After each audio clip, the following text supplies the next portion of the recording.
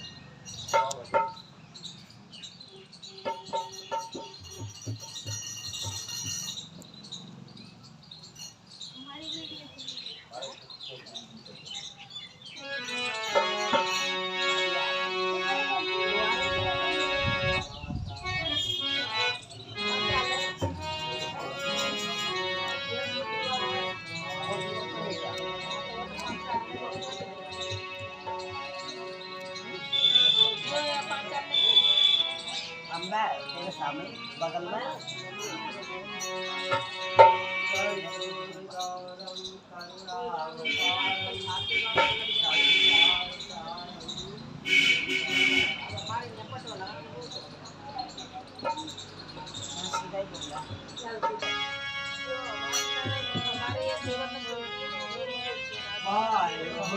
मैं तो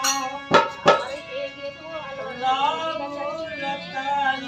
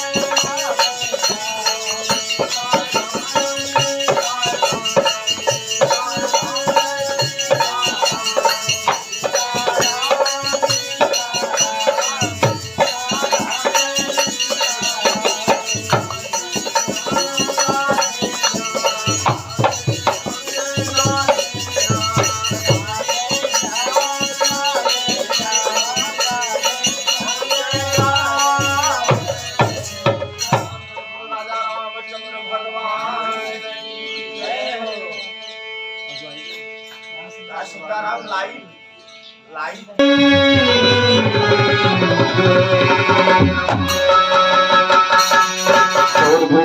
चतुर्भुज अस्फटिक हस्तेन एकेन फलपुष्पैश्च लाइट आ गई लाइट आई भाषा हेलो आवाज दो थोड़ा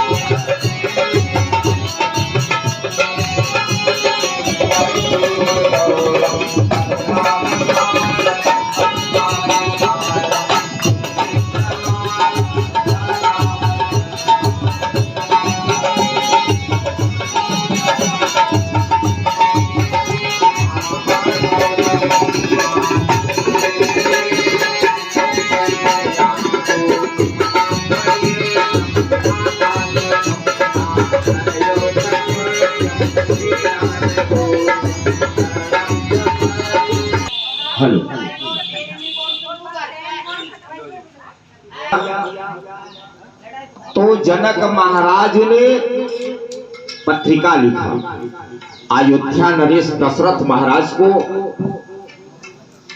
और पत्रिका निमंत्रण पत्रिका के उपरांत राजा दशरथ जिस तरह से बारात की साज बाज होती है, बड़े धूमधाम से भरत जी को और शत्रुघ्न जी को, राम लक्ष्मण तो मिथिला नगरी में पहले से ही विराजमान थे, और बारात के साथ में दशरथ महाराज बनाए। जो विवाह का संस्कार है, विवाह पद्धति से, वेद के पद्धति से, शास्त्र के पद्धति से विवाह संपन्न हुआ, और जिसके घर में अगर एक बहू आती है तो उस घर का वातावरण, उस घर की जो मांगलिक कल्पना होती है, माता पिता इतने आनंदित होते हैं एक बहू को पाकर के। बाद में उस घर का माहौल उस बहू के वजह से आगे चलकर कैसा होगा भगवान जाने, लेकिन एक जिसके घर में बहू आती है उसके माता पिता अति प्रसन्न होते हैं। महाराज दशरथ जी को एक बहू नहीं, दो बहू नहीं, चार पुत्र वधुएं आई। सीता जी, उर्मिला जी, मांडवी, श्रुतिकीर्ति, राम लक्ष्मण भरत शत्रुघ्न। अयोध्यापुरी में जहां पर स्वयं भगवती महालक्ष्मी एक साधारण सी बहू बनकर के जिन घर में या जिस महल में आई, उस नगर की या उस महल की शोभा कौन सा कवि या कौन सी सादा सरस्वती बखान कर सकती है। महाराज दशरथ ने महारानी कौशल्या कैकेयी सुमित्रा से बोले कि ऐ रानियों, हमारी ये जो 4 पुत्र वधुएं आई हैं, अभी इनकी उम्र जो है बहुत नाजुक है, इनकी देख रेख आपके सानिध्य में होना चाहिए। हमारे चारों पुत्र वधुओं को किसी भी प्रकार का न कष्ट हो, न इनके रहन सहन खान पान उठन बैठन में तनिक भी एक बाल के बराबर इनको कोई दुख महसूस न हो। और इस तरह से 4 पुत्र वधुओं के सहित महाराज दशरथ अपने महलों में आनंदित होकर के प्रजावासियों के साथ में आनंद जश्न मना रहे हैं। और एक समय की बात है, हफ्ता 10 दिन बीतने के बाद महाराज दशरथ जी ने राज सिंहासन पर समस्त प्रजावासियों के सहित विराजमान हुए, और हाथ में दर्पण, शीशा को, जिसको हम शीशा या दर्पण बोलते हैं, हाथ में दर्पण को लेकर के अपने प्रतिबिंब यानी अपने चेहरे को देखे। और जब चेहरा को देखते हैं, 60,000 वर्ष से उम्र ज्यादा हो चुकी थी। श्रवण समीप भये श्रित केसा, जो कानों में बाल होते हैं वह बाल सफेदी पर हो गए थे। आज समय बदल चुका है, लेकिन अगर जो हमारे कानों में बाल होते हैं, अगर वह बाल सफेद हो जाते हैं, रामायण में लिखा है क्या कि श्रवण एक समय सब सहित समाजा, राज सभा रघुराज विराजा। और सारे राज समाज के साथ में बैठे हैं, शीशे को उठा करके देखे तो जो चेहरा की लाइट होती है, हमारे प्रतिबिंब यानी हमारे ये चेहरे की, उस लाइट में फीका फीका उनको समझ में आ गया। कानों के बाल में सफेदी, कान के समीप में जो बाल होते हैं सर के, वह भी सफेद। तुरंत अपनी राय को रख रहे हैं। सलाह हो तो मैं उस बात को आप लोगों के सम्मुख प्रस्तुत करूं। महाराज दशरथ आए सुठाने। महाराज दशरथ के वचन को सुनते हुए सारे प्रजावासियों ने हाथ उठा करके खड़े कर दिए कि श्री महाराज दशरथ की जय जयकार हो। अगर मन में जो आपकी कोई कल्पना है, कोई बात है, तो उसको रखने में कोई संदेह नहीं है। आप निश्चिंत होकर के उस बात को रखिए। महाराज दशरथ बोले, चौपाई में आप लोग सुने, नृपजुवराज, ऐ प्रजावासियों, अयोध्या के नर नारियों, मेरा चौथपन आ चुका है। राम का मैंने विवाह कर दिया। हर माता पिता का यह फर्ज होता है कि जब वह बने बेटे का विवाह संस्कार कर दे, हो सकता है कि पिता का भार दे सका। ऐ प्रजावासियों, मैं तो राम का विवाह कर दिया, और राम में ऐसा गुण है, ऐसा राम जी का स्वभाव है कि अयोध्यापुरी की सारी प्रजावासी राम जी को कहीं अपने जी जान से ज्यादा सम्मान देते हैं और उनकी चाहत रखते हैं। अगर आप लोगों का मत हो, राय हो, तो मैं क्यों न राम जी को राज सिंहासन पर बिठा करके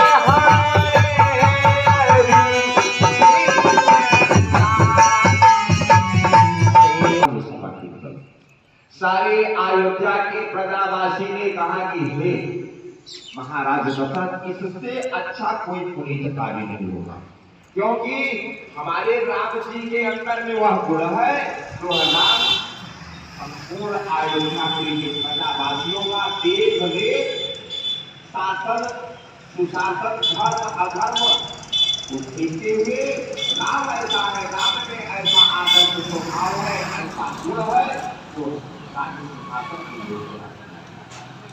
महाराज दशरथ आकर राम जी को अयोध्या के किसान साम्राज्य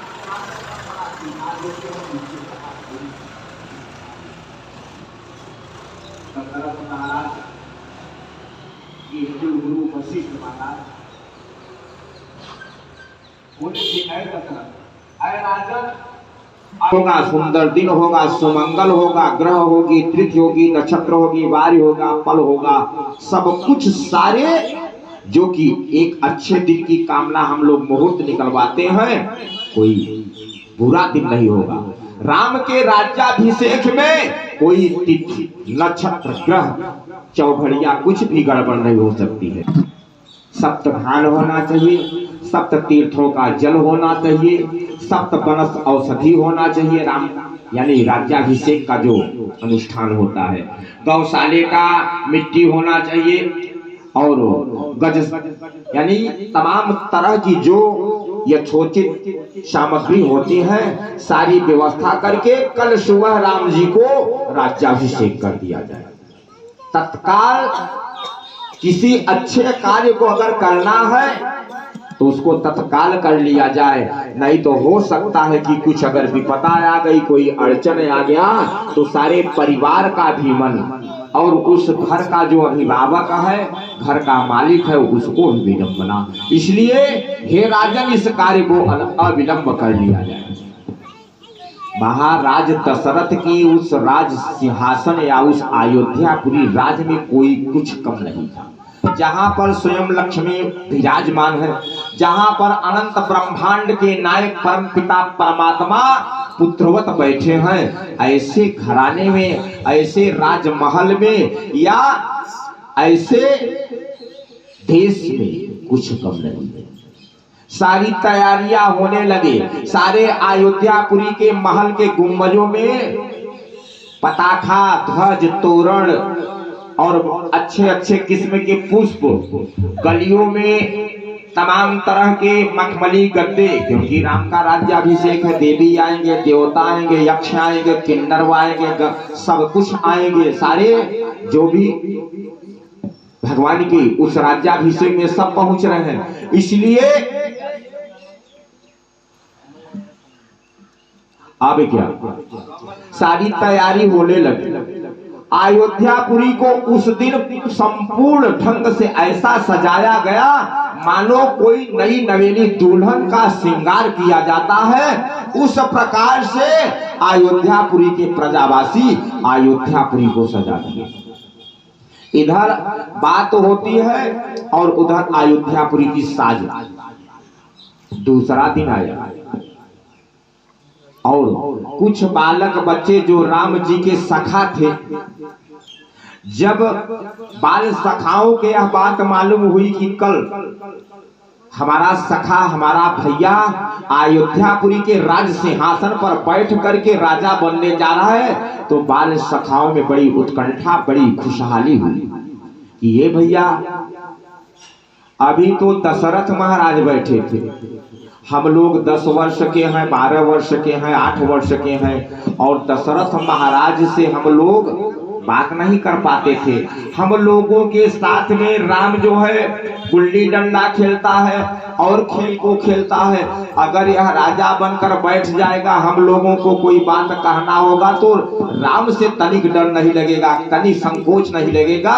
और सारे राम जी के बाल सखा टोली बना बना करके राम जी का गुणगान गलियों में प्रचार करने लगते हैं। कैसे? कल होंगे राजा राम, कल होंगे राजा राम, कल होंगे राजा राम, कल होंगे राजा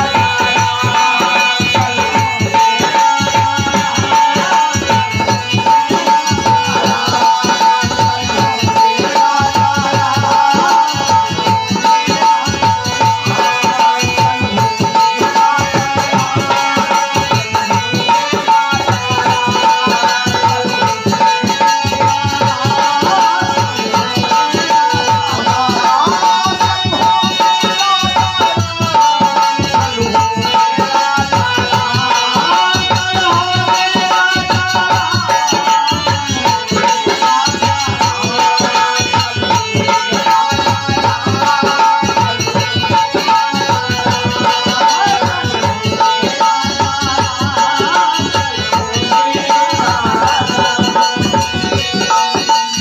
बाल सखा गलियों में टोली बना बना करके राम जी का जयकारा लग रहा है कि काल हमारा भैया राम जो हम लोगों के साथ में गुल्ली डंडा साथ में खेलता है, उठता है, बैठता है, कल वह राज सिंहासन पर बैठ जाएगा। अब क्या? नाम मंथरा मंदमती शेर कैकेयी के। जिस समय पर महारानी कैकेयी ने अयोध्यापुरी में महाराज दशरथ को पत्नी के स्वरूप में आ रही थी, महाराज कैकेयी ने महारानी कैकेयी यानी अपने बेटी के लिए एक विशेष रूप से दासी, चेरी माने सेविका दासी, नाम मंथरा मंदमती चेरी कैकेयी के। कैकेयी के लिए विशेष सेवा के लिए कैकेयी नरेश ने उस मंथरा को साथ में दिए थे दाइज के रूप में। जैसे कि आज हम लोग अपने बेटी को दाइज देते हैं, उसी तरह से कैकेयी महाराज ने अपनी बेटी कैकेयी के लिए मंथरा को विशेष सेवा ससुरका के लिए दी थी। अब क्या उसने क्या करती है, इधर जयकारा बच्चे लगा रहे हैं और अयोध्यापुरी संपूर्ण रूप से सजायमान की गई है नई नवेली दुल्हन की तरह। और महारानी कैकेयी जिस महलों में रहा करती थी, उसी महल के दूसरे तीसरे महल पर यानी छत पर चढ़ करके अयोध्यापुरी का अवलोकन कर रही है, दीख मंथरा नगर सुहावा, मंजुल मंगल बाज बजावा। चारों तरफ मांगलिक गीत हो रही है, भगवान राम जी का जयकारा लग रहा है। अरे 2 मिनट यहाँ पर पकड़ ले। हिलाना बता ना। क्या हुआ कि महारानी कैकेयी के ऊपर वाले छत पर चढ़ करके देखती है तो अयोध्यापुरी को साजबाज देखती है। चारों तरफ राम जी का जयकारा लग रहा है। तुरंत नीचे आ गया। तीसरे मंजिल से उतर करके महारानी कैकेयी के महल, यानी जो भवन होता, महल हुआ करता था, उस दरवाजे के बाहर आकर के सड़क पर खड़ी हो गई। बच्चे आ गए, राम जी का गुणानुवाद करते करते। रुकवाई बच्चों को, रुको रुको। आ गए सभी बच्चे। हाँ दादी माँ बोलो, कौन सी बात है, क्या अभी आपको जानकारी नहीं है? वह बोली कि मुझको कुछ भी जानकारी नहीं है। अरे छोटू, अरे बेटा लोग, तुम बताओ कौन सा ऐसा उत्सव है, कौन सा ऐसा मंगल बजाओ बधाओ है जो कि आप लोग इतना बड़ा प्रसन्नता जाहिर कर रहे हो। सारे राम जी के बाल सखा बोले कि अरे दास कुबड़ी माता, कल हमारे भैया का अयोध्यापुरी के राज सिंहासन पर बिठा करके दशरथ महाराज उसका राज्याभिषेक करने जा रहे हैं और आपको जानकारी नहीं है। आप तो माता श्री कैकेयी के बहुत नजदीक सेविका हैं, दासी हैं, आपको अभी नहीं मालूम। अब क्या, जब बच्चों के मुखार बिंदु से कैकेयी कि वह सेविका मंथरा यह मालूम करती है, सुनती है कि कल राम को राज्याभिषेक होगा, सारे बदन में उसको क्रोध के अंगार खोल उठा। यह कैकेयी का बेटा राम, या कैकेयी का बेटा भरत और कौशल्या का बेटा राम अगर अयोध्यापुरी के राज सिंहासन पर विराजमान होगा तो मेरे रानी कैकेयी का पुत्र होगा। राम किसी भी बेसिस पर राज सिंहासन पर नहीं बैठने पावेगा। यह कैकेयी के दिल में एक बहुत बड़ी सोच और चिंता हुई। इसमें और गूढ़ बात, महारानी कैकेयी का जो वर्णन आया है, गोस्वामी तुलसीदास जी ने जो वर्णन किए हैं, महाराज दशरथ ने सबसे, वैसे तो 3 रानियां प्रधान थी, कौशल्या, कैकेयी, सुमित्रा और रानियां थी, लेकिन कौशल्या और सुमित्रा, इन दोनों से ज्यादा लगाव महाराज दशरथ का किससे था? महारानी कैकेयी से। और ऐसा भी प्रमाण आया है कि जब महाराज दशरथ कैकेयी नरेश के यहाँ पहुंचे हैं, विवाह का प्रस्ताव हुआ है, उस समय पर महाराज कैकेयी ने यह प्रस्ताव रखा था कि जो मेरी बेटी से पुत्र होगा, अगर आप उसको अयोध्यापुरी के राज सिंहासन पर अगर विराजमान करेंगे तो ही मैं अपनी बेटी का विवाह आपके साथ करूंगा। ये गूढ़ बात है। महाराज दशरथ कौशल्या को पहले ला लिए थे, सुमित्रा पहले से विराजमान थी। अब इधर महारानी कैकेयी के सुंदरता को देख करके महाराज इधर भी नहीं कह रहे हैं कि नहीं, मैं बेटा इसके पुत्र को अयोध्यापुरी के सिंहासन पर नहीं बिठाऊंगा, यह भी नहीं कह रहे हैं। और यह भी नहीं निकल आ रहा है कि मैं महारानी कैकेयी के साथ में विवाह या इसको रानी नहीं बनाऊंगा, क्योंकि महारानी की सुंदरता को देख करके उन्होंने यश किया। सुमंत महाराज ने यश किया कि ठीक है। सुमंत महाराज दशरथ महाराज की स्थिति को समझ गए कि अगर महारानी कैकेयी के साथ में इनका विवाह संस्कार नहीं होगा तो हो सकता है महाराज दशरथ को और कुछ हो सकता है। अब क्या, आज कैकेयी ने उसी बात को लेकर के बैठी कि राजा दशरथ ने यह बात को हमारे कैकेयी महाराज से माना है और आज इसने क्या कर रहा है, कौशल्या के पुत्र राम को राज्याभिषेक दे रहा है। ऐसा नहीं होने दूंगी। अब क्या, तुरंत दौड़ी दौड़ी लंबी लंबी सांस लेती हुई कहां पहुंची, महारानी कैकेयी के पास। महारानी कैकेयी ने बोला, अरे दासी, कौन सी ऐसी बात हो गई जो कि तेरी इतनी लंबी लंबी सांसें चल रही है? तुम्हारे दिल में इतना धड़कन है, तेरे पेट में, तेरे उदर में तेरी सांस नहीं रोकी जा रही। कौन सा ऐसा तेरे ऊपर संकट आया जो कि तू इतनी लंबी सांस खींच रही हो? अपने चेहरे को झुका करके आंख को एकदम रोने जैसा क्या कर रही है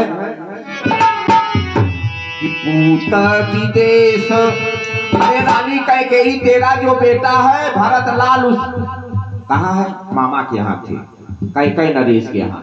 लेकिन वह मंथरा क्या कह रहे कैकेयी से कि पूत विदेश न सोच तुम्हारे, विदेश कह रही है। अरे कोई लड़का अगर अपने मामा के यहाँ चला गया तो विदेश थोड़ी माना जाता है। लेकिन आज मंथरा कैकेयी से क्या कह रही है, चढ़ा करके बातें बता रही है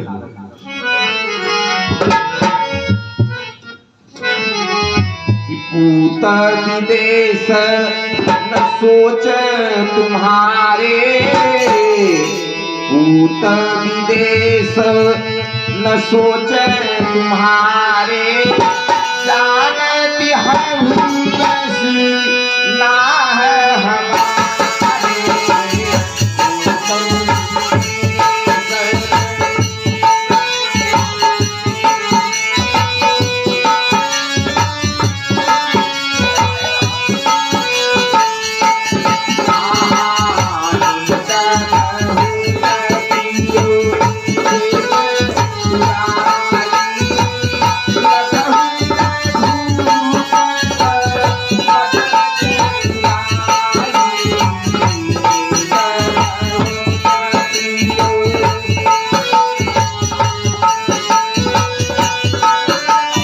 को तुमने विदेश में भेज करके और सेज पर सो रही हो, गहरी निद्रा तुम ले रही हो। तुमको तनिक ज्ञान नहीं है, तनिक होश हवास नहीं है। चढ़ा रही है कैकेयी को। अब क्या, कैकेयी ने, महारानी कैकेयी ने नाराज हुई, गए दासी, अरे मंथरा, इस तरह से अगर तू जवान निकालेगी तो तेरी जहवा खींच लूंगी। महाराज दशरथ के महलों में या हमारे बीच या कौशल्या के बीच या सुमित्रा के बीच ऐसा शब्द का दोबारा अगर प्रयोग करोगी तो तेरी जिह्वा खींच लूंगी।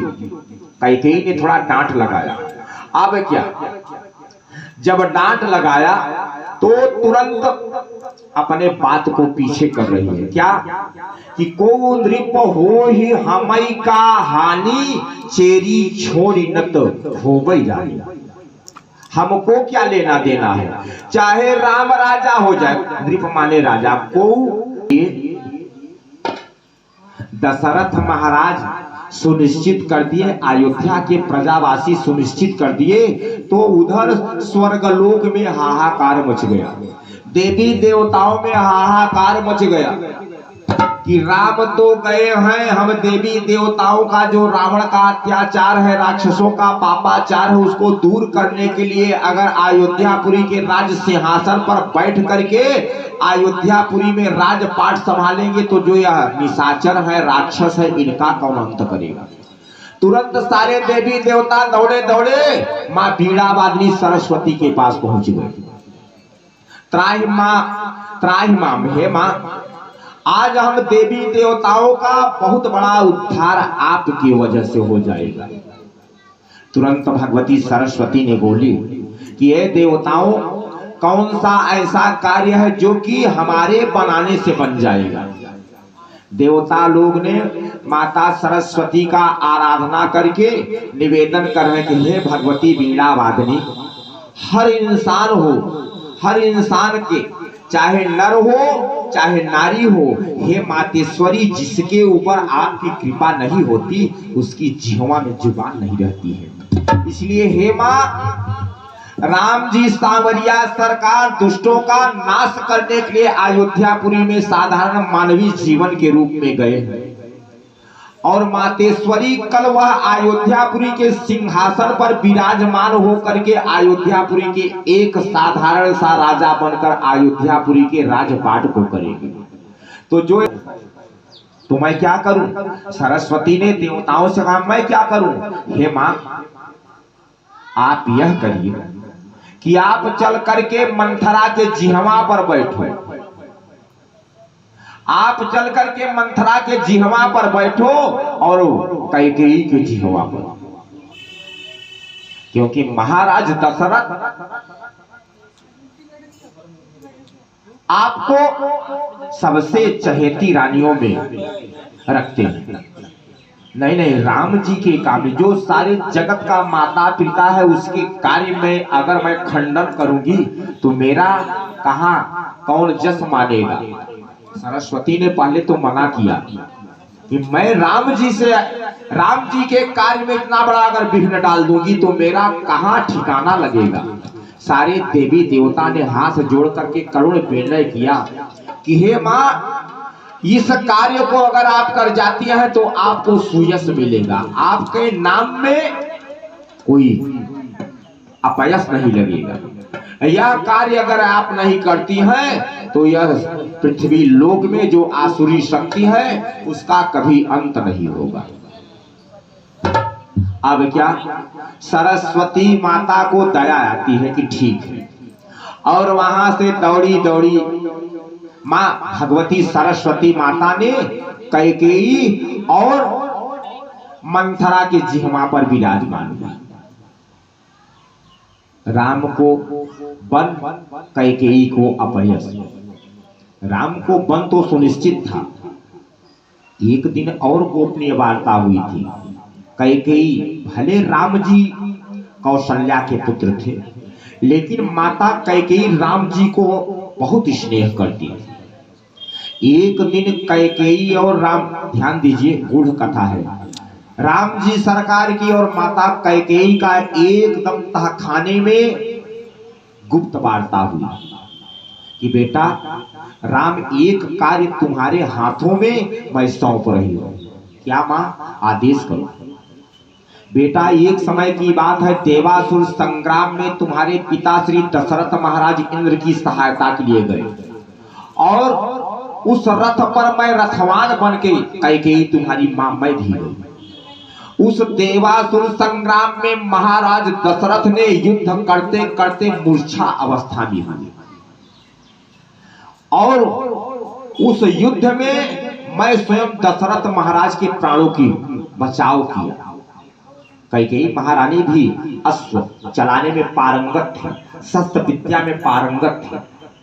उस देवासुर संग्राम में जब दशरथ महाराज मूर्छित होते हैं राक्षसों से, बाणों से और जो औजार से, उस समय पर कैकेयी महारानी ने रथ की चाबुक, कुछ तो ऐसा आया है प्रमाण की रथ का जो चाका होता है उसके बाजू में जो कीलें लगती हैं वह कील गिर पड़ी। चक्का निकलने वाला था, महारानी कैकेयी ने अपनी अंगुली को डाल दिया, ऐसा भी प्रमाण आया। और जब महारानी कैकेयी ने चाके के बाजू में अंगुली लगा दिया तो रथ का जो पहिया है, चक्का है, वो बाहर नहीं हुआ। और उस युद्ध में, देवासुर संग्राम में, दशरथ महाराज महारानी कैकेयी के बदौलत क्या किए? उस युद्ध में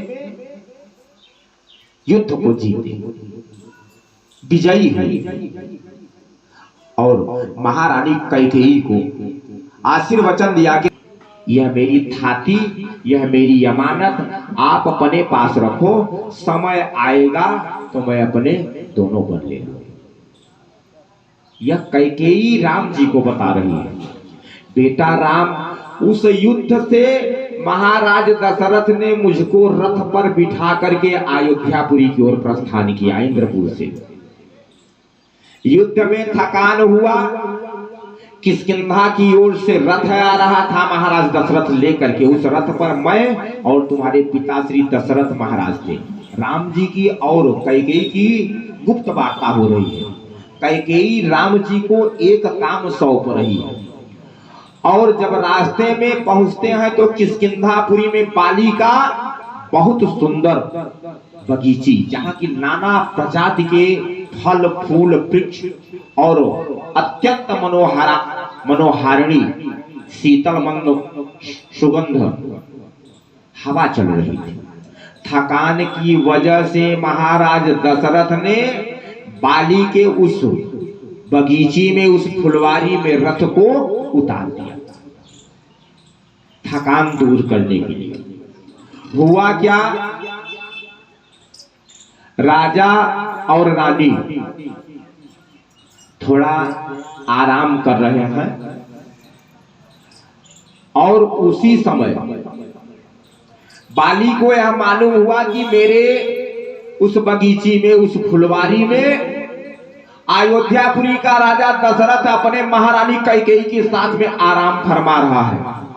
तुरंत बाली ने आटपका और महाराज दशरथ से यह सवाल किया, क्या है दशरथ, आज तुमको एक बाली को ऐसा वरदान मिला था कि कोई कैसा भी वीर योद्धा हो, लेकिन उससे कोई पार पाने वाला नहीं था। उसके सामने सम्मुख जो भी होता था, आधी शक्ति खींच करके बाली के अंदर समाहित हो जाती।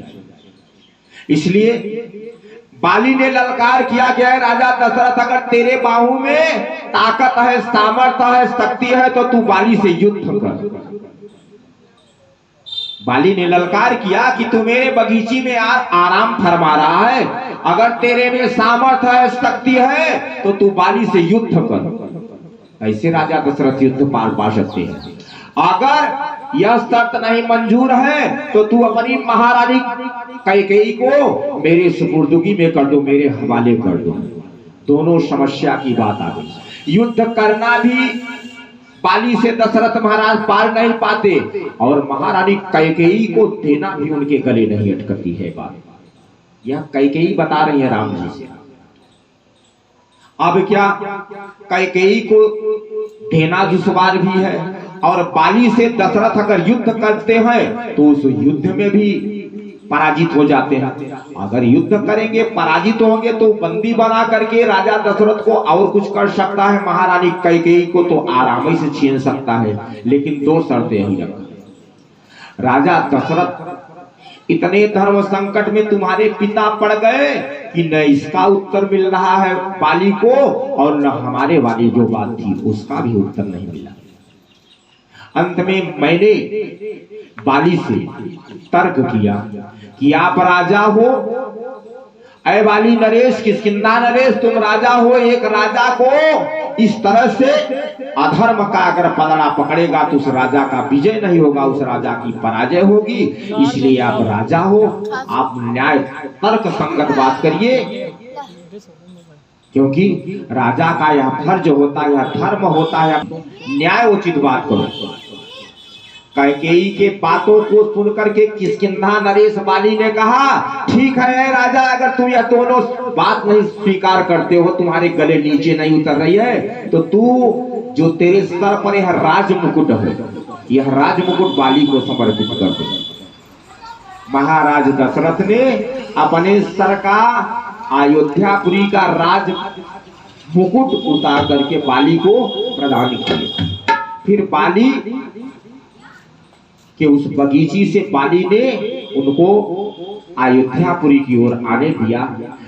इसलिए यहाँ पर जो तुम्हारे पिता श्री दशरथ महाराज राज मुकुट अपने सर पर रखते हैं, धारण किए हैं, वह नकली राज मुकुट है,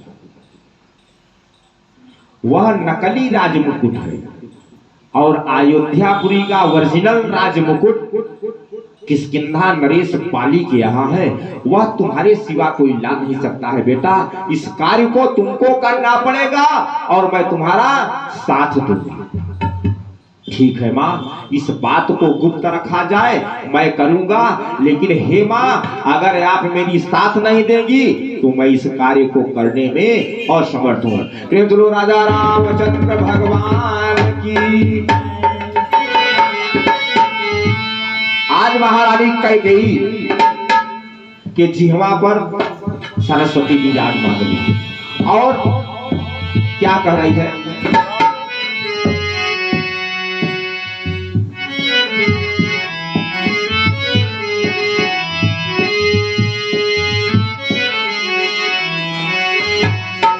अरे रानी, हित अनहित पशु पक्षी जन, अगर किसी पशु को, चाहे गैया हो चाहे बछड़ा हो, अगर उसको हम घास खिलाएंगे, उसको हम रोटी खिलाएंगे तो वह गैया मेरे पास में जरूर आएगी, वह गैया का बछड़ा मेरे पास में जरूर आएगा। किसी कबूतर को अगर मैं अनाज खिलाऊंगी तो कबूतर मेरे समीप में जरूर रहेगा, वह भी जानता है कि मेरे को चारा डालने के लिए ये आए हैं। गैया भी समझ जाएगी हित अनहित। अगर हाथ में आप डंडे लिए रहेंगे तो गैया या गैया का बछड़ा नहीं आएगा, वह समझ जाएगा कि हो सकता है मेरे ऊपर वार कर दे। और चूहा, जो आप चींटियों को या कबूतर को चारा डालती है अनाज का, अगर आप चारा की जगह तीर गुलेल लेकर के अगर जाएंगे तो वह कबूतर भी समझ जाएगा या पंछी भी समझ जाएगा कि नहीं, मेरा निशाना साधने के लिया है, तो आपके समीप में वो नहीं आएगा। हित अनहित पशु पक्षी जान, लेकिन तू इतना मन इतना तेरी दिमाग मोटी है कि तुझको समझ में नहीं आ रहा है कि राम को अयोध्यापुरी के सिंहासन पर दशरथ क्यों बिठा रहा है। हित अनहित पशु पक्षी जान है, तू तो एक साधारण सी राजकुमारी है, महारानी है, तुमको भी समझना चाहिए। अब क्या, सरस्वती की कृपा बनी हुई है, आंख मचलाने लगी कैकेयी, मंथरा की बातों में आने लगती है। तुम्हारे सिवा कोई नहीं करेगा। कैकेयी ने बोली, कहते सुनो ऐ मंथरा, नैहर जन्मो भरब बैरु जाई। ऐ मंथरा, मैं अपने पीहर में चली जाऊंगी, पानी भर भर करके अपने जीवन को मैं बिता ले जाऊंगी, लेकिन इस कौशल्या का मैं सेवा नहीं करूंगी। और यह राम को दशरथ राजा क्या बनाएगा? क्या करेगा? कहती नैहर जन्म भरब बैरु जाई, अरे जियत न कर बस वती सेवकाई।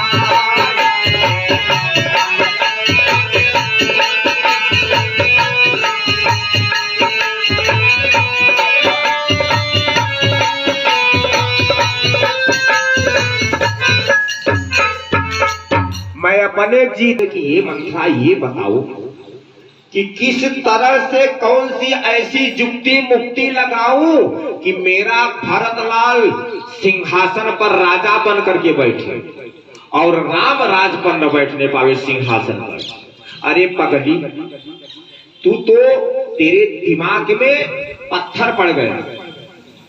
बताओ। अब कैकेयी मंथरा की बातों में आने लगे। मैं एक बात बता रही हूं, ध्यान दे करके सुनो। दुई वरदान भूप सन थाती, मांगहु आज जुड़ावहु छाती। राजा दशरथ से तू 2 वरदान मांग, क्योंकि तेरी थाती अमानत दशरथ ने देवासुर संग्राम में तुझको 2 वरदान देने के लिए बोले हैं। आज समय आया है 2 वरदान मांग तू। पहला वरदान भरतलाल के भरतलाल को अयोध्यापुरी के विशाल साम्राज्य सिंहासन पर अधिकार, और दूसरा पर क्या होगा, उस राम जी को वन। लेकिन राजाओं के महाराजाओं का वो हमारा घर होता है, मकान होता है। अगर हमारे मकान में रोज कलम हो, लड़ाई हो, झगड़ा हो, ईर्षा हो, विवाद हो, इसका मतलब यह सिद्ध हो गया कि हमारे घर के वासुदेवता यानी जो घर के देव है वह नाराज है। वासुदेवता तो राजाओं के यहाँ ऐसी पद्धति होती है कि अगर क्रोध करना है, लड़ाई करना है, कला करना है, ईर्षा करना है, उसके लिए उस मैदान से, उस भवन से कुछ दूरी पर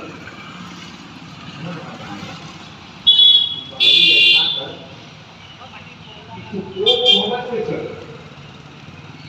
राजमहल में तुम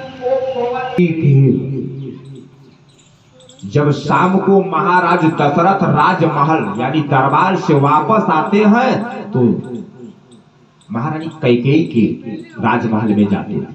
जब पहुंचते हैं महारानी कैकेयी कहाँ है, दासियों से पता चला, सेविकाओं से कि महारानी कैकेयी तो आज कोप भवन में पहुंची। अब क्या, जब कोप भवन को महाराज दशरथ सुनते हैं दासियों से, कोप भवन सुन सकुचे हु राऊ, कोप भवन सुन सकुचे हु राऊ, भय बस अगहू परई न पाऊ। जिस समय कोप भवन का नाम महाराज चक्रचूड़ा दशरथ महाराज सुनते हैं, इतना उनके शरीर में भय व्याप्त हो जाता है कि उनका पैर न आगे उठ रहा है न पीछे, कि हे भगवान, आज मेरे अयोध्यापुरी में, आज हमारे अयोध्यापुरी के महलों में क्या होने वाला है कि कल सुबह राम को राज्याभिषेक होगा। सारे देवी देवता, यक्ष, किन्नर व गंधर्व, साधु संत महात्मा सब एकत्रित हो रहे हैं, और कौन सा ऐसा मेरे घर में अनहोनी होने वाली है, कौन सा मेरे वास्तुदोष में, घर के वास्तुदोष में नाराजगी आ गई, जो कि महारानी कैकेयी कोप भवन में पहुंची। मेरे बाह के बल से देवता लोग राज कर रहे हैं, सुरपति बसई बाह बल जाके। अगर इंद्रपुरी में इंद्र ने अपना आधिपत्य कर रहा है तो दशरथ के सहारे बगैर नहीं कर रहा है, और जो नरपति है, जो इस मृत्युलोक के राजा है, महाराजा है, वह मेरे इशारे से अपनी राजपाट चला रहे हैं। कौन सी ऐसी बात आ गई, कौन सी ऐसा हमारे अयोध्यापुरी का प्रजावासी महारानी कैकेयी के ऊपर अपनी गलत निगाह को लगा दिया, और चल देते हैं कोप भवन। पहुंच जाते हैं कोप भवन। बार बार कह राऊ, राऊ माने राजा, बार बार कहु राऊ, सुमुखी सुलोचनी पिक बचन, ऐ दशकामनी, ऐ सुलोचना, ऐ पिक बचनी, कारण मोहि सुनाओ, वह कारण सुनाओ, कोप भवन आने का कारण सुनाओ। गजगामिनी निज कोप कर, ऐ गजगामिनी, ऐ पिक बचनी, ऐ सुलोचना, आप कोप भवन में आने का कारण सुनाओ।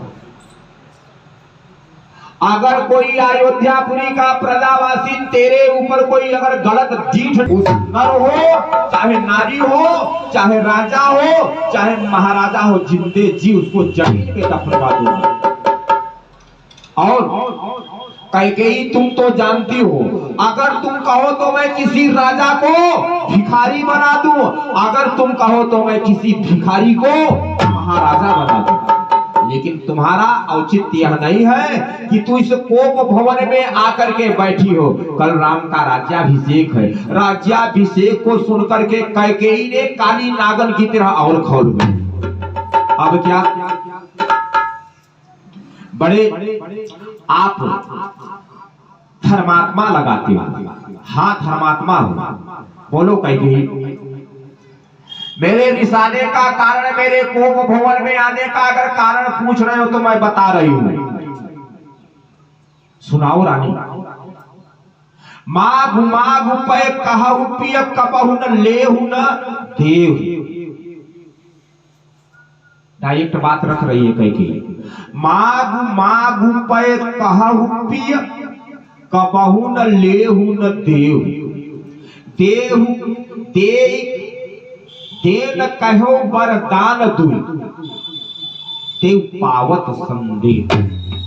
दो वरदान देने के लिए आप बोले थे, न कभी उसको आप दे रहे हो और न अपनी बात को कभी वापस ले रहे हो। अगर नहीं देना है तो जवाब दे दो कि मैं वरदान नहीं दूंगा, अगर देना है तो आप मेरे दोनों वरदान दे क्यों नहीं रहे हो? अरे पगली, उसमें संदेह मत कर, क्योंकि झूठा अपयश समझते। यह रघुकुल है, यह सूर्य कुल है, और इस रघुकुल की आन मान शान, रघुकुल के राजाओं का आन मान शान क्या है कि राजाओं का सर कलम हो जाएगा लेकिन उनकी जुबान वापस नहीं होगी। कैसे? कि रघुकुल रीति सदा चली आई। अरे रानी, यह कैकेयी सुनो, यह रघुकुल का आन मान शान है, जुबान वापस नहीं होगी, जुबान झूठी नहीं होगी, चाहे सर कलम हो जाएगा। महाराज दशरथ कैकेयी से कह रहे हैं क्या? रघुकुल रीति सदा चली आई, अरे प्राण जाई पर वचन न जाई।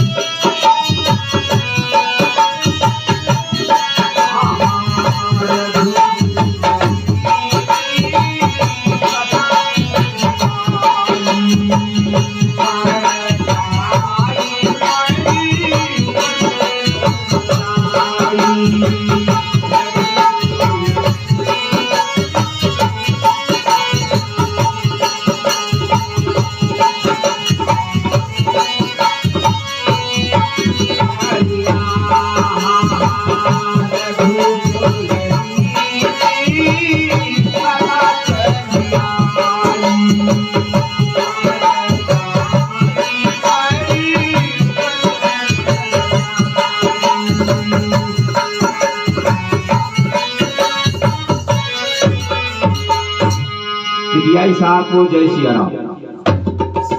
अरे महारानी कैकेयी रघुकुल के राजाओं का आन शान मान धरोहर है कि उनकी जुबान वापस नहीं जाएगी, चाहे सर कलम हो जाए। रघुकुल रीति सदा चली आई, प्राण चला जाएगा लेकिन उनकी जुबान। अच्छा, कैकेयी के कुछ मन में आह्लादित हुआ, राजा दशरथ कुछ अपने बातों पर आ रहा।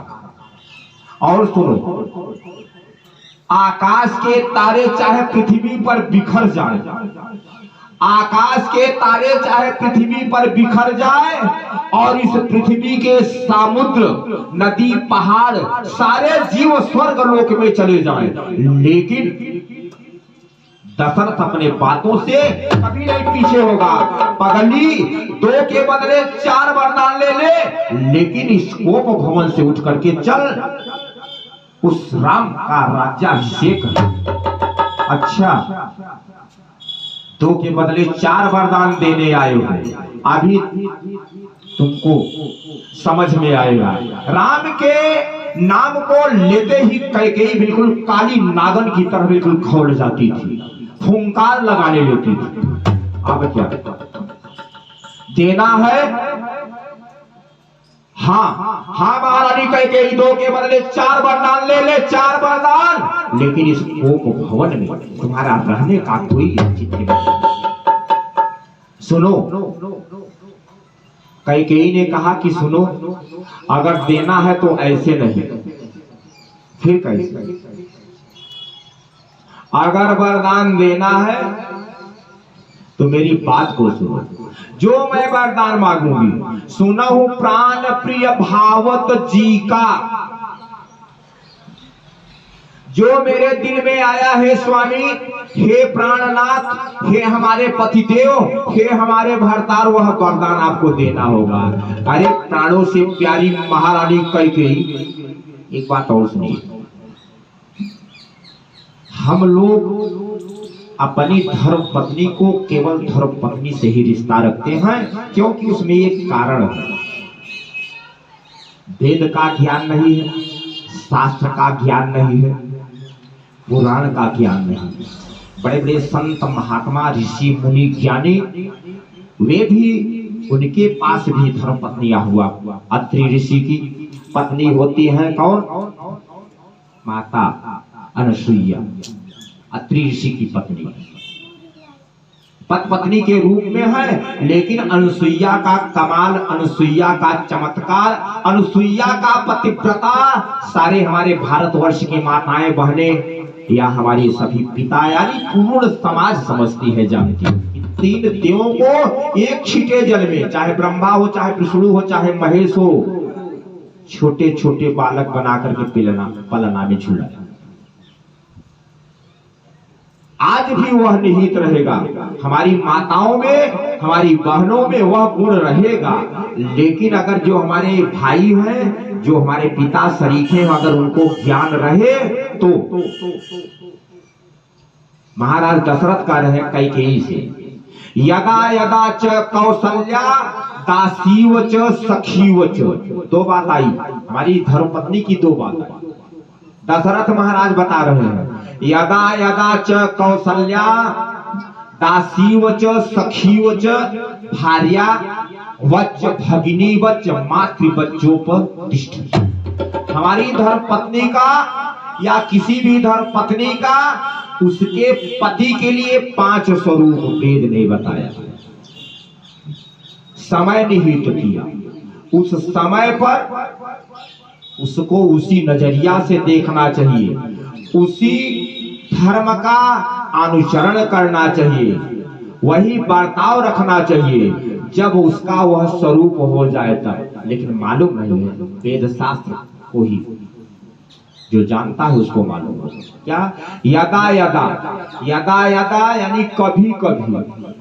अरे जो तेरा स्वरूप मेरे लिए 5 हुआ करता है, वही तेरा वाला स्वरूप महारानी कौशल्या और महारानी सुमित्रा को भी हुआ करता था कभी कभी। यदा यदा च कौशल्या दासीव च सखीव च। पहला रूप धर्मपत्नी का क्या हुआ? दासी, सेविका। जब वह समय आ जाए तो उसको दासी जैसा बर्ताव, सेवक जैसा बर्ताव। स्वामी और सेवक में जो बर्ताव होता है, जो वेद ने निहित किया है, वैसा ही बर्ताव, वैसा ही लगाव, वैसा ही बोलचाल, वैसा ही उठन बैठन अपनी धर्म पत्नी से रखना चाहिए। ज्ञान नहीं है तो कोई बात ही नहीं। पहला रूप दासी, यदा यदा च कौशल्या दासीव च सखीव च। दूसरा रूप हमारी धर्म पत्नी का कौन आया? सखी, सखी, सखा, मित्र। जो हमारे मित्र में स्नेह होता है, भाव होता है, मित्रवत भाव रखना चाहिए। दूसरा रूप हमारी धर्मपत्नी का कौन सा होता है? मित्र का होता है। मित्र के साथ में जे न मित्र होई दुखी दुखारे, तिनहि पिलोकत पातक भारे। 2 रूप आया। तीसरा रूप कौन? भार्या, भार्या मीन्स धर्मपत्नी। तीसरा रूप हमारी धर्मपत्नी का कौन आया? भार्या।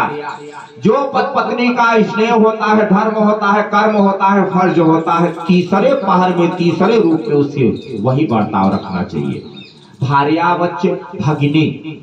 चौथा रूप का हुआ कौन सा हुआ? सुना हो पंडित जी? चौथा रूप कौन हुआ? भगिनी।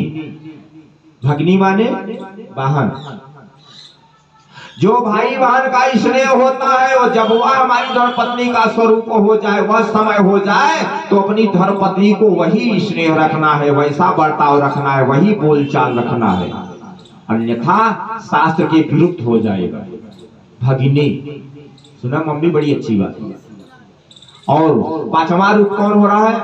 मातृवच्चोपतिष्ठति। मातृ माने माता। अगर हमारी धर्मपत्नी रसोई में बैठ गई, उसका स्वामी कहाँ से आया, थका मदा, कोई टेंशन है, कुछ भी है, लेकिन सब धर्मपत्नी यह सोचती है कि अपने प्राण नाथ को, अपने स्वामी को कितना पारुष कर दो, कितना घी दूध दही मक्खन कितना खिला दूं कि मेरे स्वामी के अंदर ज्यादा से ज्यादा रक्त हो, ज्यादा से ज्यादा ताकत हो, ज्यादा से ज्यादा इनको आनंद सुख मिले। अगर वह इस तरह से नजरिया करके अपने प्राण प्रिय को भोजन करा रही है, तो उसका स्वरूप कौन हुआ? मातृवच्चोपतिष्ठति, माता का स्वरूप हुआ। उस समय स्वामित्व सुख को आप परित्याग करके, जैसे मेरी माँ मेरे लिए खिलाने का कि मेरा बेटा खाएगा, हिष्ट होगा, पुष्ट होगा, बलवान होगा, उसी तरह से धर्मपत्नी ने अपने पतिदेव को भोजन कराती है कि मेरा स्वामी जो है ताकतवर होगा, इसके अंदर शरीर में रक्त रहेगा, तो सारा कार्य होगा। उस समय पर उसका स्वरूप कौन हुआ? मातृवच्चोपतिष्ठति। श्याम रामचंद्र भगवान की। अच्छा देना है, दूंगा, तो सुनो, दो, मांगो, मांगो। राजा दशरथ 2 के बदले 4 देगा। नहीं नहीं, 2 के बदले 4 मत दो, केवल 2 ही दे दो। मांगो रानी, खुश हो, आप प्रसन्न हो जाओ, मांगो। क्या मांग रही है?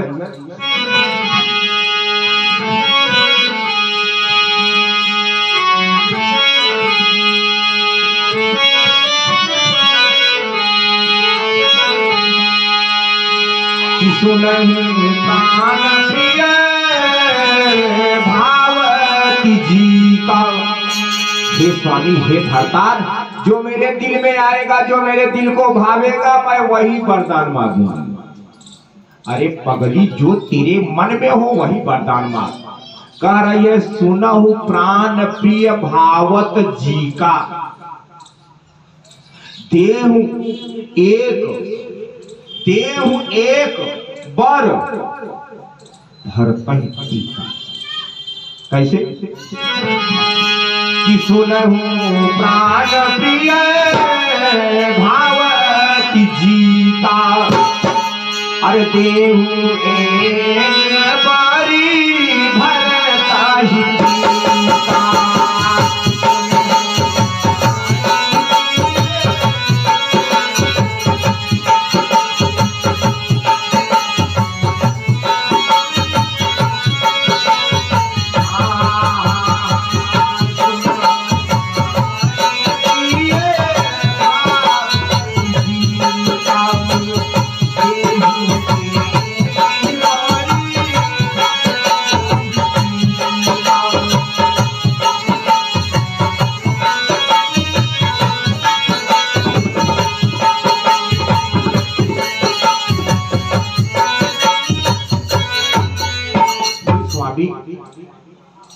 पहला वरदान है कि हमारे भरतलाल को, हमारे पुत्र भरतलाल को अयोध्यापुरी के विशाल साम्राज्य सिंहासन पर मेरे बेटे भरतलाल का अधिकार हो, राज सिंहासन पर उसे बिठा दो। कोई बात नहीं, प्रसन्न हो जाओ, जाओ। मैंने भरतलाल को अयोध्यापुरी के विशाल साम्राज्य सिंहासन को तुम्हारे कहने के मुताबिक तुमको वर स्वरूप दिया कि मेरा बेटा भरतलाल। सुनो कैदी, मोरे भरत राम दुई आँखी सत्य कहूं करी शंकर साखी। मेरा भरत और मेरा राम दोनों आंख है। मेरा भरत, मोरे भरत राम दुई आँखी, आँखी माने आँख, सत्य कहूं करी शंकर साखी। मैं भगवान भोले बाबा की सौगंध खा करके तारा महारानी कह गई कि मेरा राम और मेरा भरत दोनों मेरी आंख है। अगर भरत को तू अयोध्यापुरी के राज सिंहासन पर बोल रही हो तो जाओ, मैंने भरतलाल को अयोध्यापुरी के सिंहासन पर। खुश हो, प्रसन्न हो। नहीं, अभी नहीं, अभी एक वरदान और है। ठीक है, उसको भी ले लो, वह भी वरदान ले लो और इस गोप भवन से निकल करके चलो राम जी के राज्याभिषेक की तैयारी करो। ठीक है। दूसर मांगहु दूसर बर कर जोरी। हे नाथ, अभी तक तो हाथ गोड़ विनती अर्चा कुछ नहीं किया, सीधा डायरेक्ट मांग लिया कि मेरे को यह वरदान दे दो। दशरथ महाराज दे दिए, लेकिन दूसरे वरदान के बाद हाथ ही को जोड़ लिया कह के कि हे स्वामी, मांगहु दूसर बर, मैं दूसरा बर मांग रही हूँ। मांगहु दूसर बर कर, कर माने हाथ। मांगहु दूसर बर कर जोरी, पूर्वहु नाथ मनोरथ मोर। मैं दूसरा वरदान, हे स्वामी, हे प्राण प्रिया, हे प्राणनाथ, अपने हाथ को जोड़ करके मैं दूसरा वरदान मांग रहा हूं। अरे पगली, हाथ से कोई काम नहीं होगा, हाथ जोड़ने से कोई मतलब नहीं होगा, तू निश्चिंत होकर के दूसरा वरदान मांग, दशरथ देगा। क्या कर रही है दूसरा वरदान?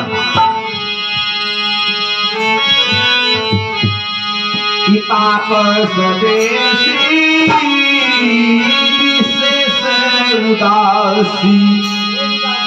हे स्वामीनाथ, दूसरा वरदान दे दो। तापस बेसी विशेष उदासी, 14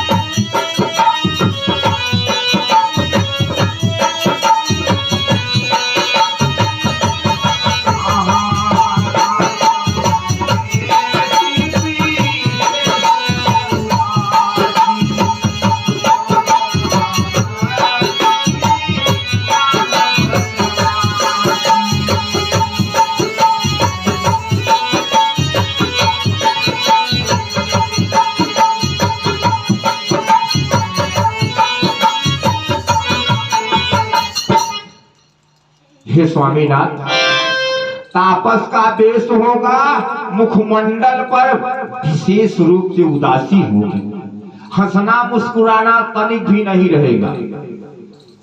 ध्यान दीजिए चौपाई पर, तापस वेश विशेष, शेषावतार लक्ष्मण को भी मांग रही है। उदासी, और जो उनके साथ में दासी है सीता, तापस देश विशेष उदासी, 14 वर्ष राम वनवासी। ओ कौने अवसर का भय गय नारी विश्वास। क्या कर दिया कैकेयी? या तुमने क्या कहा? भरत को राज सिंहासन या समूचा राज्य सिंहासन विराजमान तेरे नाम के कर दिया, लेकिन राम बेचारा क्या तेरा बिगाड़ा है कि तू उसको 14 वर्ष का वनवास मांग रही हो? ऐसा मत कर। नहीं नहीं, अगर देना है तो देओ, नहीं तो हे स्वामीनाथ अपने नामों का पिटारा पूरे अयोध्यापुरी में सारे देश देशांतर में पिटारा बजवा दो कि राजा दशरथ अपने बातों पर नहीं रहता है, वह बात को छोड़ने वाला है, बकछुट राजा है। या तो धर्म का पालन करो, राम को वनवास, सीता को वनवास, लक्ष्मण को 14 वर्षों का वनवास, या तो धर्म का पालन करो, वरदान दो। महाराज दशरथ जी का तो आंख सफेद, काली वाली आंख पता नहीं रह गया। महारानी कैकेयी के चरणों पर अपने मत्थे को टिका देते हैं और दोनों चरणों को पकड़ करके लिपट गए कि अरे महारानी कैकेयी, अरे रानी ऐसा मत कर, क्योंकि अगर राम अयोध्यापुरी में नहीं रहेगा तो दशरथ नहीं रहेगा। कुछ भी हो जाए, चाहे दशरथ रहे चाहे ना रहे, लेकिन अगर बर रहेगा तो यही रहेगा। 14 वर्षों को वनवास जाएगा और बेटा, मेरा बेटा भरतलाल सिंहासन पर बैठेगा। अब क्या कौने अवसर का भयो भयो नारी विश्वास, जोग सिद्ध फल समय जिन जति अभिज्ञान। रानी, मैं आपके चरणों में अपने मत्थे को टिका करके भीख मांग रहा हूँ। अभी तक तुम वरदान मांगी, लेकिन अब मैं दशरथ तुम्हारा स्वामी, तुम्हारा बूढ़ा